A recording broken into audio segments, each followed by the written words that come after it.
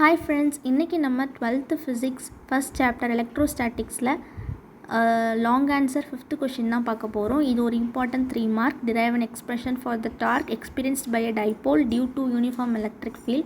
So நம்ம வந்து ஒரு எலக்ட்ரிக் டைப்போல யூனிஃபார்ம் எலக்ட்ரிக் ஃபீல்டில் அந்த ஃபீல்டில் வந்து நம்ம ப்ளேஸ் பண்ணுறோம். ஸோ அதோட ஃபீல்ட் லைன்ஸ்லாம் எப்படி இருக்குது அப்படின்னா ஈக்குவலாக ஸ்பேஸ் பண்ணியிருக்கு அண்ட் எல்லாமே ஒரே டைரெக்ஷனை பாயிண்ட் பண்ணியிருக்கு. அண்ட் மைனஸ் கியூ சார்ஜ் வந்து மைனஸ் QE ஃபோர்ஸை எக்ஸ்பீரியன்ஸ் பண்ணுது அண்ட் ப்ளஸ் கியூ சார்ஜ் வந்து QE ஃபோர்ஸை வந்து எக்ஸ்பீரியன்ஸ் பண்ணுது. ஸோ எக்ஸ்டர்னல் ஃபீல்டு எல்லாமே யூனிஃபார்மாக இருக்கனால total force acting on a dipole வந்து 0.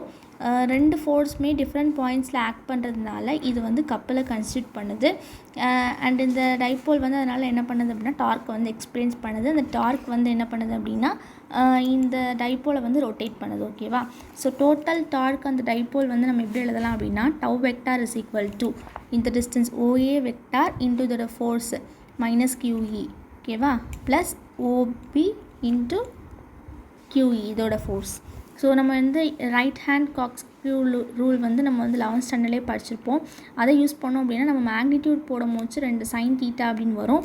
So tau is equal to OA இந்த டிஸ்டன்ஸோட டிஸ்டன்ஸ் வந்து இதோட டிஸ்டன்ஸ் A, இதோட டிஸ்டன்ஸ் A. ஸோ நம்ம ரெண்டுத்துக்கும் நம்ம A சப்ஸ்டியூட் பண்ணோம் அப்படின்னா அந்த மாடுலஸ்லேருந்து எடுக்கும்போது இந்த நெகட்டிவ் வந்து ரிமூவ் ஆயிரும்.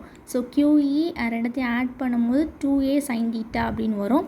நெக்ஸ்ட்டு நமக்கு தெரிஞ்சது தான் P is equal to 2AQ. So 2AQக்கு பதிலாக நம்ம P சப்ஸ்டியூட் பண்ணோம் அப்படின்னா tau is equal to PE sin θ அப்படின்னு வரும். அண்ட் இது வெக்டார் ஃபார்மில் எழுதும் போது tau vector is equal to P vector cross E vector. அவ்வளோதான் ஃப்ரெண்ட்ஸ். தேங்க்யூ.